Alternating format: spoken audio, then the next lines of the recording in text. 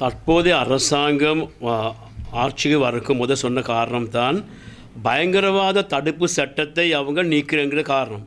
அது பயங்கரவாத தடுப்பு சட்டம் எங்களுக்கு தெரியும், இந்த நாட்டில் பல பேருக்கு எதிராக பாவிச்ச ஒரு சட்டம். இந்த பயங்கரவாத தடுப்பு சட்டத்தை எடுக்க சொல்லி ஐக்கிய நாட்டு சபையில் கூட ஐக்கிய நாட்டு சபை மனித உரிமை ஆணையக்குள்ள கூட சொல்லியிருந்தது.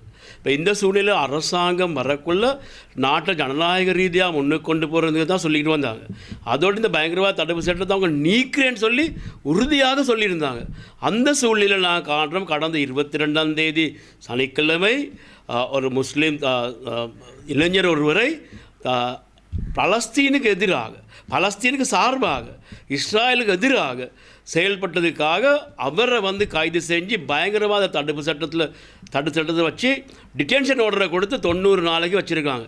இதை இலங்கை ஆசிரியர் சங்கம்ங்கிறது நாங்கள் வன்மையாக கண்டிக்கிறோம். ஏன்னா பயங்கரவாத தடுப்பு சட்டத்தை நீக்கிறேன்னு சொன்ன அரசாங்கம் பயங்கரவாத தடுப்பு சட்டத்தை பாவிச்சு பலஸ்தீனுக்கு சப்போர்ட்டாக பேசுகிறதுக்கு, சப்போர்ட்டாக செயல்பட்டதுக்காக இந்த செஞ்ச செயல்பாடு நாங்கள் வன்மையாக கண்டிக்கிறோம். எங்களுக்கு தெரியும், இந்த இளைஞன் விசேஷமாக அவங்க இந்த பலஸ்தீனுக்கு ஆதரவாக தான் அந்த செயல்பட்டது. எங்களுக்கு இந்த நாட்டில் தற்போது இருக்க அரசாங்கத்தில் அமைச்சராக இருக்கிற பிமல் ரத்நாயக்க பலஸ்தீன ஃப்ரெண்ட்ஷிப் செயல்பாடுகள் இருக்கிற ஒரு ஆள். அவர் பலஸ்தீனத்துக்காக சொலிடாரிட்டி மூவ்மெண்ட்லேயும் தலைவராக இருக்கிறார். அந்த சூழ்நிலையில் பலஸ்தீனத்துக்கு ஆதரவாக இருக்கிறேன்னு சொல்கிற அரசாங்கம், அந்த அரசாங்கத்தில் உறுப்பினர்கள் கூட ஆதரவாக இருக்கக்குள்ள பலஸ்தீனுக்கு ஆதரவாக செயல்பட்ட ஒரு முஸ்லீம் இளைஞனுக்கு எதிராக இந்த பயங்கரவாத தடுப்பு சட்டத்தை பாவிச்சது நாங்கள் வன்மையாக கண்டிக்கிறோம்.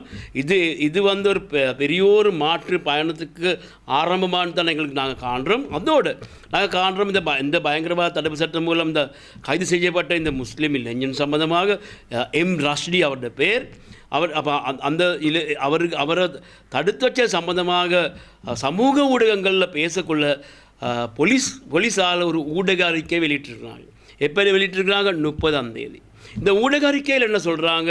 அவங்க இது சம்மந்தமாக இன்வெஸ்டிகேஷன் பண்ணணுமா, சொன்னது பிழையாம், ஆனாலும் செஞ்சது சரி, சொன்னதும் சரி, கைது செஞ்சது சரி, பயங்கரவாத தடுப்பு சட்டத்தில் டிடென்ஷன் ஆர்டர் போட்டது சரி, இதெல்லாம் உண்மை. அப்படி இருக்கல இந்த இளைஞன் சம்பந்தமாக, இந்த எம் ரஷ்டி சம்பந்தமாக இன்னும் அவங்களுக்கு விமர்சனம் செய்யணும்னு தான் வச்சுருக்காங்க. இதை நாங்கள் வன்மையாக கண்டிக்கிறோம். எங்களுக்கு தெரியும், தற்போது பலஸ்தீனில் 50,000க்கு மேலே மக்களில் கொலை செஞ்சுருக்குது.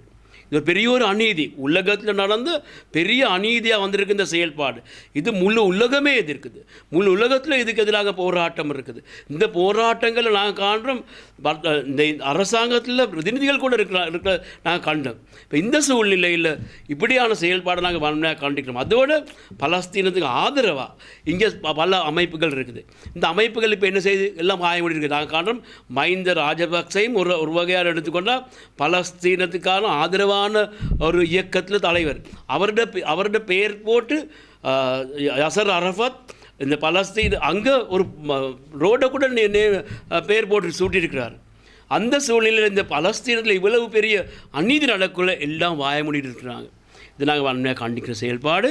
முழு உலகத்தில் பலஸ்தீனுக்கு ஆதரவாக செயல்படுற செயல்பாட்டுக்கு நாங்கள் ஒன்றாக இருக்க தயாராக இருக்கிறோம். நாங்கள் சொல்கிறோம், அரசு தற்போது இந்த செயல்பாடு திரும்பவும் பயங்கரவாத தடுப்பு சட்டத்தை அமுல்படுத்தி இப்படியான செயல்பாடு செஞ்சதை நாங்கள் வன்மையாக கண்டிக்கிறோம்.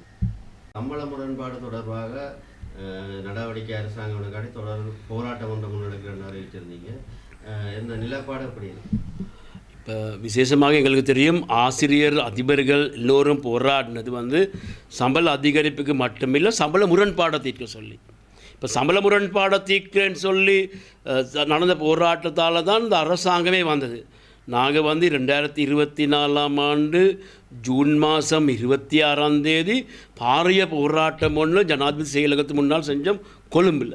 10,000க்கு மேல் ஆசிரியர் அந்த போராட்டத்தில் தற்போது அரசில் இருக்கிற அமைச்சர்கள் கூட பங்கு பெற்றாங்க. அவங்க தொழிற்சங்க தலைவர்கள் ரீதியில் அப்போ அதுக்கு வந்து இது பற்றி ஒரு வார்த்தையும் இல்லை. சம்பள முரண்பாடை தீர்க்கிறது சம்பந்தமாக எங்களுக்கு சம்பள முரண்பாடை தீர்க்கிறது சொல்லி நாங்கள் சொல்கிறது, எங்களோட சம்பள முரண்பாடை தீர்க்கிறதுக்கு சுபோதினி அறிக்கை மூலம் கொண்டு வந்த யோசனை நடைமுறைப்படுத்துறது. அப்போ அதில் எங்களை போராட்டத்தில் அதில் ஒரு கட்டம் 2022 அமல்படுத்தினாங்க. அடுத்த 2 கட்டமும் அமல்படுத்தி இல்லை. அது அமல்படுத்த சொல்லி தான் எங்களை போராட்டங்கள் நடந்துச்சு. இந்த சூழ்நிலையில் நான் காண்றது வந்து அரசு வந்து இது சம்மந்தம் ஒரு வார்த்தை கூட இல்லை. எங்களோட சம்பளத்தை அதிகரிச்சிருக்கிறாங்க. அது எப்படி அதிகரிச்சிருக்காங்க? சம்பளத்தை 3000 19,000 வரைக்கும் அதிகரித்து 19,000 கிடைக்கிறது அநேகமாக 20 வருஷத்துக்கு மேலே செயல்பட்ட ஆசிரியர் அதிபர்களுக்கு. அதோடு நாங்கள் சொல்கிறோம், இந்த கிடைக்கிற சம்பளத்தில் எங்களுக்கு கையில் கிடைக்கல அதுவும் கொஞ்சம் குறையுது. ஏன்னா வந்து அதிகரித்த சம்பளத்து உள்ளுக்கு தற்போது நாங்கள் கொடுப்பனமாக எடுக்கிற 7,500 ரூபா உள்வாங்கி இருக்குது. அதுதான் இது உண்மையான கதை. அதனால் நாங்கள் சொல்கிறோம், நாங்கள் எதிர்பார்த்த சம்பள அதிகரிப்பு கிடைச்சி இல்லை, நாங்கள் எதிர்பார்த்த சம்பள முரண்பாடும் எங்களுக்கு தீர்த்துப்படுத்தி இல்லை. அதனால் நாங்கள் எங்களோட செயல்பாடுகள் நாங்கள் முன்வைப்போம். நாங்கள் தற்போது தொழிற்சங்கோடு பேசிட்டு போகிறோம். நாங்கள் எதிர்பார்க்கணும் அரசு இது சம்மந்தமாக செய்கிற செயல்பாடுகளோடு அதுக்கு மாற்று செயல்பாடாக நாங்கள் எங்களோட செயல்பாடுகளை முன்னெடுக்கிறதுக்கு நாங்கள் எதிர்பார்த்துருக்கிறோம்.